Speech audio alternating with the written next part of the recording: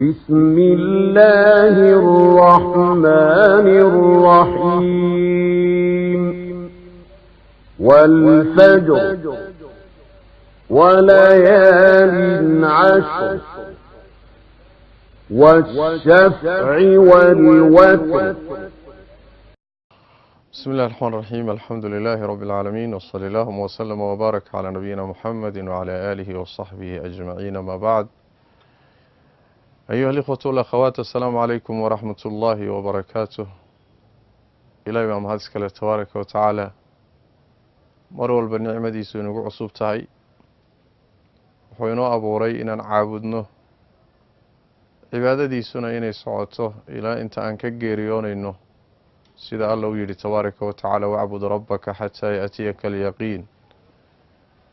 rabbigaa caabud tabaaraka wa tacaala oo cibaadadiisa ha joojinin ilaa ay geeridu kaaga timaado. iyadoo ay taa tahay oo wakhti walba la rabo ruuxu inuu ilaahiisa caabudo oo camal u dhoweeyo dadaal la yimaado, ayaa haddana waxaa jira jaanisyo iyo fursado si gooniyo ilaahay inoo siinayo tabaaraka wa tacaala, si aan ula nimaadno dadaal ziyaada ah. mawaasim iyo wakhtiyaa jira layna siinayo.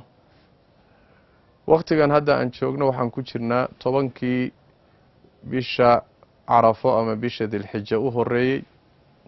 waa 10 beri oo aad iyo aad u qiimo badan. ilaahay tabaaraka wa tacaala hibe uu ina siiyey weeye, ummaddan ugu deeqay.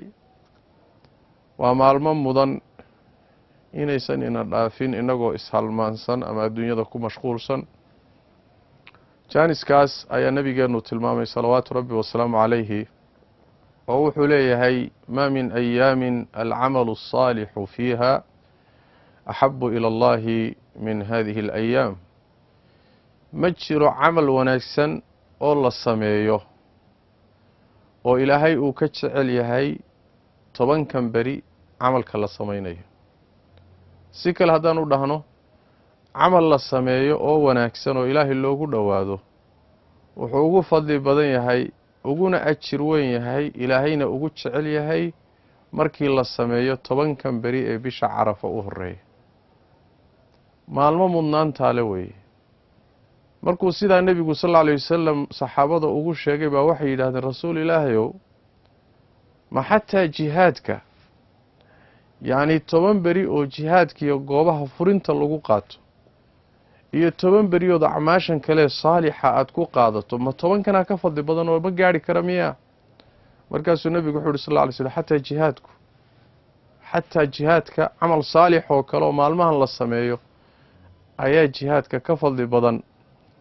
allaahuma ruux naftiisii iyo xoolihiisii goobta furinta geeyey oo aan waxba la soo noqonin mooye, naftiisiina waa ku tagto, waa ku shahiiday, xoolihii uu la tegayna meeshay ku tageen. ruuxa mooyaane jihaadka intiisa kale iyo noocyadiisa kale waxaa ka fadli badan camalka 10ka beri la sameeyo. 10ka beri la sameeyo ee saalix ee wanaagsan ee ilaahayna jideeyey, nebi maxamed sal lla alay slm lagaga dayanayo, ruuxuna ilaahay dartii ula jeedo uusan dan kale ka lahayn. camalka noocaasa waa maalmihii marka laga faa'iidaysan lahaa. waa afdalu ayaami dunya, sida xadiid kale ku timid.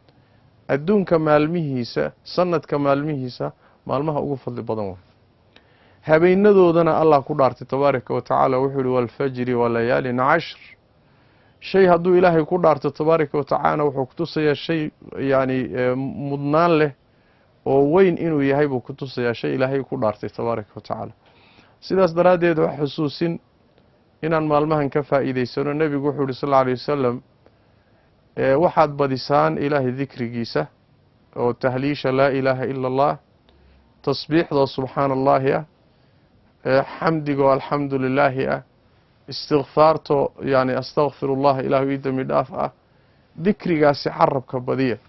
camal saalixa marka la yidhahdana waxaa soo gelaya wax kastoo ilaahay kuu dhoweynaya. salaadaha sunnada inaad badsato, sadaqada inaad badsato, maalmahan inaad soonto marka laga reebo maalinka 10aad oo maalinka ciidda ah.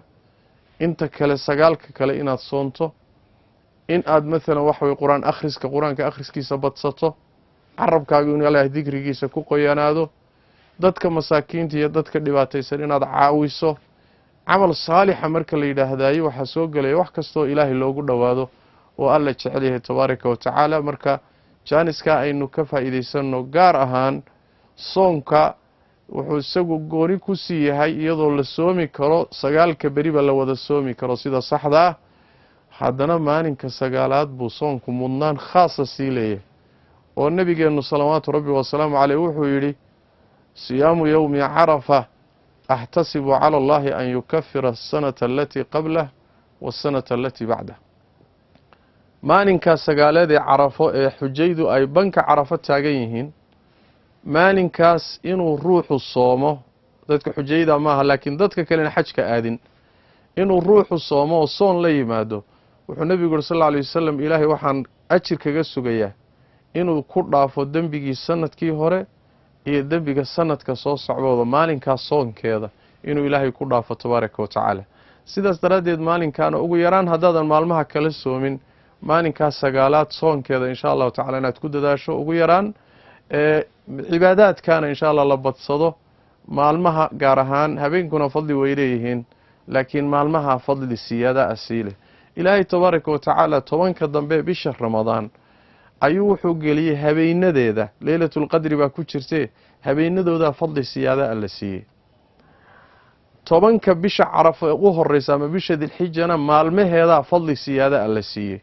marka waxaa la rabaa inaynu insha allahu tacaala jaaniska ka faa'iidaysano. casaa walacalla ilaahay tabaaraka wa tacaala camal aad maalmahan samaysay in mustaqbalkaaga uu janno kugu geeyo, cadaabna aad kaga badbaado, in ilaahay tabaaraka wa tacaala wax weyn adduuniya aakharaba kugu siiyo. marka jaanisyada noocan oo kale ah, innaga oo adduunyo ku mashquulsan oo ishalmaansan inaynan dhaafin oo wuxuun aynu la nimaadno dadaala waa loo baahan yahay. ilaahay tabaaraka wa tacaala tawfiiqda hayna waafajiyo, wixii khayrana allah inoo fududeeyo, qulubteennana ilaahay tabaaraka wa tacaala khayrka ha jeclaysiiyo. jazaakum allahu khayran, wassalaamu calaykum waraxmat ullaahi wabarakaatu.